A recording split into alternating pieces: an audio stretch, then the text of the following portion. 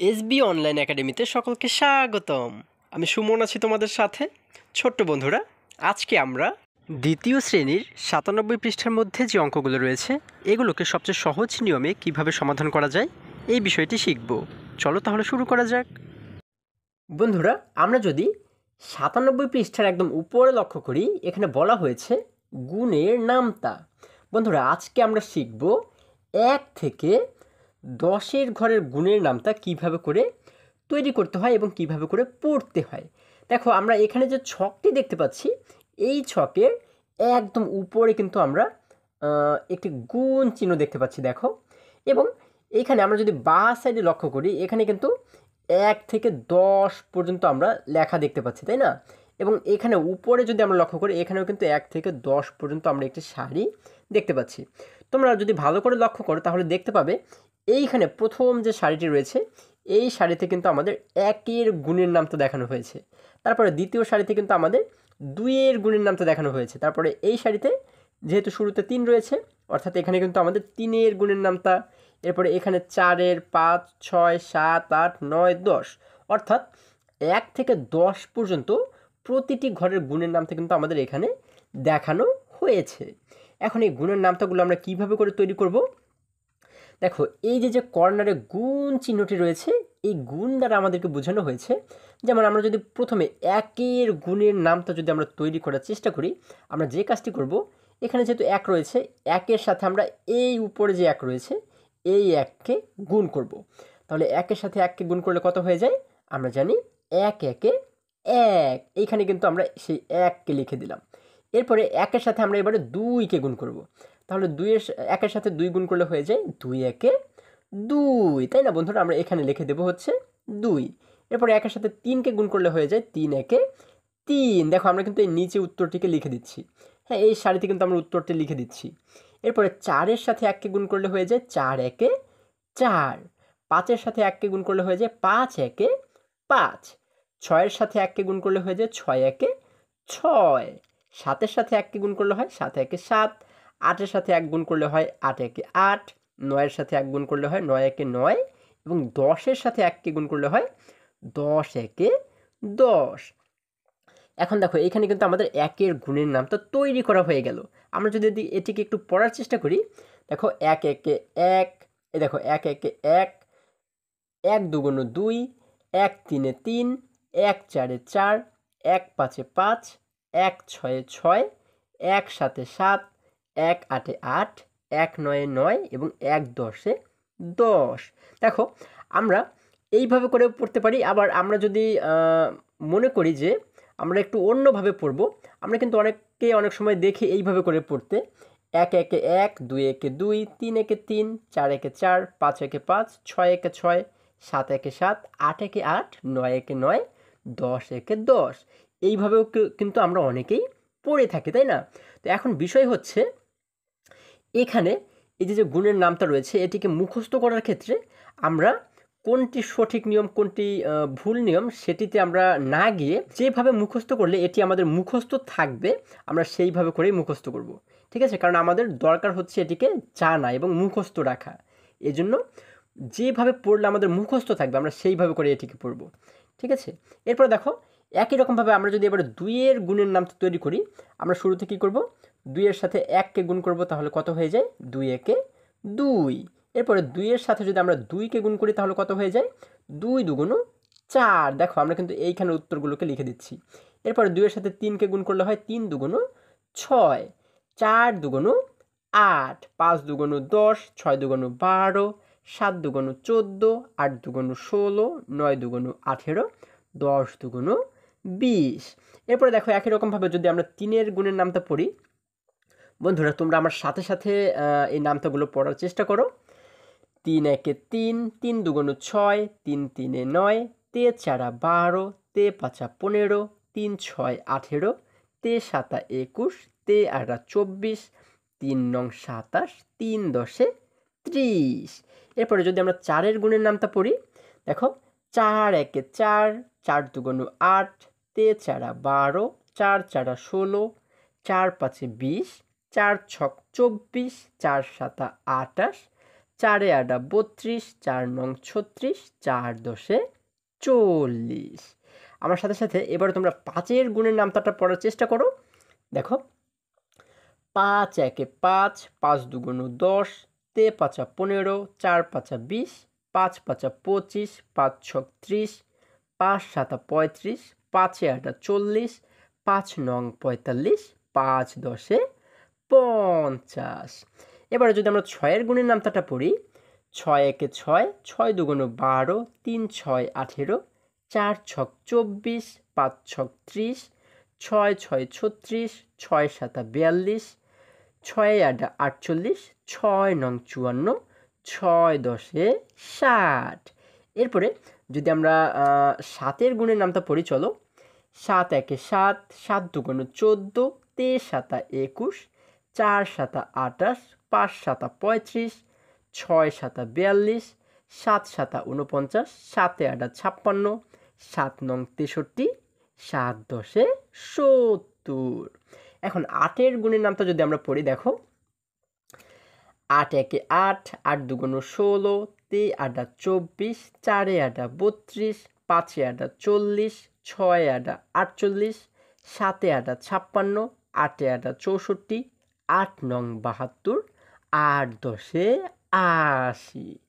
এরপরে দেখো যদি আমরা 9-এর গুণের নামতাটা পড়ি, আমার সাথে সাথে তোমরা পড়ো 9 একে 9, 9 দুগুণ 18, 3 নং 27, 4 নং 36, 5 নং 45, 6 নং 54, 7 নং 63, 8 নং 72, 9 9 81, 9 দশে 90।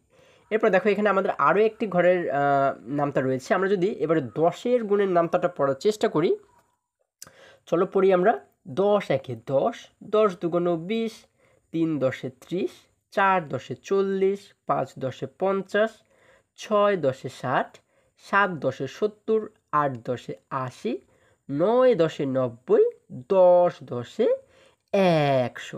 বন্ধুরা আমরা কিন্তু এখানে 1 থেকে 10-এর ঘরের যে গুণের নামতাগুলো রয়েছে এগুলোকে কিন্তু আমরা এখান থেকে পড়ে ফেলেছি।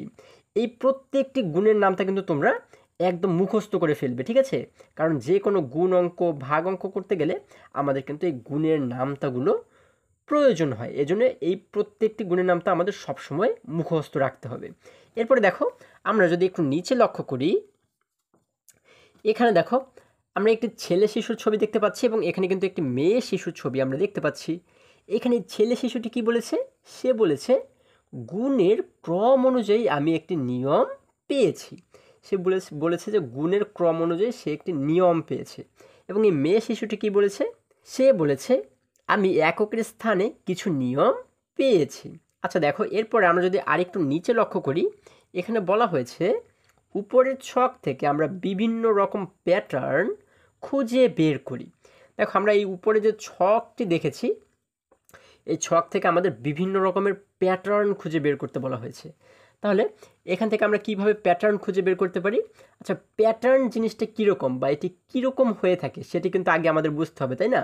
আমরা যদি প্যাটার্ন না চিনি তাহলে কিন্তু আমরা এখান থেকে প্যাটার্ন খুঁজে বের করতে পারবো না, তাই না বন্ধুরা? তাহলে প্যাটার্নটা কি? প্যাটার্ন হচ্ছে, যেমন দেখো আমরা এইখানে যে 2-এর ঘরের গুণের নামতাটা দেখতে পাচ্ছি, দেখো 2 একে 2, 2 দুগুণ 4, 3 দুগুণ 6, 4 দুগুণ 8। এখানে যে 2-এর ঘরের গুণের নামতা আমরা দেখতে পাচ্ছি, এখানে এই 2 থেকে 4 এখানে মোট কত ব্যবধান রয়েছে? অর্থাৎ এই 2-এর পর থেকে 4 হচ্ছে কত বড়? 4 কিন্তু 2 সংখ্যা বড়, তাই না? আবার 4-এর থেকে 6 এটা কত বড়? দেখো আমরা 4-এর পর থেকে যদি 6 পর্যন্ত গণনা করি, 4 5 6, এখানে কিন্তু 2টি কর আমরা পেয়েছি, দেখো তার মানে 2 বড়। আবার 6 থেকে 8 এটি কত বড়? 6 7 8, এখানেও কিন্তু 2 বড়। অর্থাৎ এই 2-এর ঘরের নামটাই কিন্তু একটি সংখ্যা থেকে আরেকটি সংখ্যা 2 2 2 2 2 করে কিন্তু বড়, তাই না? তাহলে এই যে 2 2 2 2 করে বড়, হ্যাঁ, এই জন্য এই 2 2 বড় হয়ে কিন্তু এক একটি সংখ্যা আমরা এখানে লিখেছি, তাই না? এইটাকে অর্থাৎ এই যে 2-এর ঘরের নামটা এটিকে বলা হয় হচ্ছে একটি প্যাটার্ন। আবার দেখো এখানে যদি 3-এর ঘরের নামটাটা আমরা লক্ষ্য করি, এখানে কিন্তু একটি সংখ্যা থেকে আরেকটি সংখ্যা কত ব্যবধান বা একটি সংখ্যা থেকে আরেকটি সংখ্যা কত বড়? এখানে কিন্তু 3 3 3 3 করে বড়। তাহলে এটিও হচ্ছে কি একটি প্যাটার্ন। যদি আমরা 2 2 করে বড় রাখি তাহলে কিন্তু আমাদের একটি থেকে আরেকটিকে দুই সংখ্যা করে বড় বড় করে রাখতে হবে। আবার যদি আমরা 4 সংখ্যা করে বড় রাখি তাহলে কিন্তু আমাদের প্রত্যেকটি সংখ্যা থেকে 4 4 4 4 করে কিন্তু বড় যে সংখ্যাগুলো রয়েছে সেগুলোকে আমাদের লিখতে হবে, মানে ব্যবধান আমাদের 4 করে থাকতে হবে। আবার যদি আমরা 6 করে ব্যবধান রাখি তাহলে কিন্তু আমাদের একটি সংখ্যা থেকে আরেকটি সংখ্যার ব্যবধান 6 হতে হবে। যেমন এই 6 থেকে 12-র ব্যবধান হচ্ছে কত? 6, মানে 6 থেকে 12 কত বড়? 6 সংখ্যা বড়। আবার এই 12 থেকে 18 কয় সংখ্যা বড়? এখানেও কিন্তু 6 সংখ্যা বড়। আবার 18 থেকে 24 এটি কত বড়? 6 সংখ্যা বড়। তাহলে এই 6-এর ঘরের নামতায় আমরা যতগুলো সংখ্যা দেখতে পাচ্ছি এই প্রত্যেকটি কিন্তু একটি থেকে আরেকটি 6 সংখ্যা করে কিন্তু বড়। তাহলে এটিকে বলা হয় হচ্ছে একটি প্যাটার্ন। এরকম বিভিন্ন রকমের প্যাটার্ন আমাদের খুঁজে বের করতে বলা হয়েছে। যেমন আমরা কিন্তু এই যে এক একটি ঘরের নামটা আমরা কিন্তু এক একটি ঘরকেই আমরা এক একটি প্যাটার্ন হিসেবে ধরতে পারি। হ্যাঁ বন্ধুরা, এটিকে যদি একটি উদাহরণের মাধ্যমে আমি তোমাদেরকে বোঝানোর চেষ্টা করি, যেমন আমরা ধরে নিচ্ছি, দেখো এই যে 3-এর ঘরের গুণের নামটা রয়েছে, এই 3-এর ঘরের গুণের নামটাকেই কিন্তু আমরা কি বলতে পারি? একটি প্যাটার্ন বলতে পারি, তাই না? এই যে এতটুকুকে কিন্তু আমরা একটি প্যাটার্ন বলতে পারি। দেখো এই যে 3-এর ঘরের গুণের নামটা, এটিকে কিন্তু আমরা একটি প্যাটার্ন বলতে পারি, তাই না? তাহলে এটিকে আমরা কি করলাম? একটা দাগ দিলাম, মানে আমরা একটি প্যাটার্ন তৈরি করলাম। এখন দেখো আবার আমরা এই পাশে যে ছকগুলো আমরা দেখতে পাচ্ছি, উপর থেকে নিচ পর্যন্ত যে সারিগুলো আমরা দেখতে পাচ্ছি, এখানেও কিন্তু এক একটি প্যাটার্ন তৈরি হয়ে কিন্তু বসে আছে। দেখো এই দেখো এখানে যদি আমরা লক্ষ্য করি, যেমন এখানে রয়েছে 4, তাহলে 4-এর আমরা জানি যে 4 1 4, 4 2 8, 3 4 12, 4 4 16, 4 5 20, অর্থাৎ এইখানেও কিন্তু 4-এর ঘরের একটি গুণের নামতা তৈরি হয়ে বসে আছে। এখানেও কিন্তু 5-এর ঘরের গুণের নামতা তৈরি হয়ে বসে আছে। এখানে 6-এর ঘরের গুণের নামতা আমরা দেখতে পাচ্ছি, 7-এর ঘরের, 8-এর ঘরের, তাই না? তাহলে এইভাবেও যেমন প্যাটার্ন তৈরি করা যায়। এই যে যেমন 3-এর ঘর, এখানে আমরা দেখতে পাচ্ছি 3 1 3, 3 2 6, 3 3 9, 3 4 12, 3 5 15, তার মানে এখানেও কিন্তু 3-এর ঘরের একটি নামতা তৈরি করা হয়েছে, তাই না? তাহলে এটিও কিন্তু একটি প্যাটার্ন। আমরা এইভাবে করে কিন্তু একটি প্যাটার্ন তৈরি করতে পারি। দেখো আমরা এইখানে এই যে প্যাটার্নটি তৈরি করলাম, এটি কিন্তু 3-এর ঘরের গুণের নামতা দিয়েই তৈরি করেছি। আবার এইখানে যে প্যাটার্নটি তৈরি করলাম, এটিও কিন্তু 3-এর ঘরের গুণের নামতা দিয়েই তৈরি করেছি। তো তোমরা এইভাবে করে যতগুলো প্যাটার্ন তৈরি করা যায় তোমরা সেই প্যাটার্নগুলো তৈরি করার চেষ্টা করবে। আশা করি তোমরা সকলেই এটি বুঝতে পেরেছো। বন্ধুরা, আজকে আমাদের এই পর্যন্তই। আবারও দেখা হবে পরবর্তী ভিডিওতে। আর হ্যাঁ, তোমরা যদি আমার চ্যানেলে নতুন হয়ে থাকো তাহলে এখনই চ্যানেলটি সাবস্ক্রাইব করে পাশে থাকো, যেন আমার যে কোনো ভিডিও আপলোড করার সাথে সাথে তোমরা খুব সহজেই সেটি পেতে পারো। সকলে ভালো থাকো, সুস্থ সবল থাকো, এই কামনা করে শেষ করছি। ধন্যবাদ সকলকে।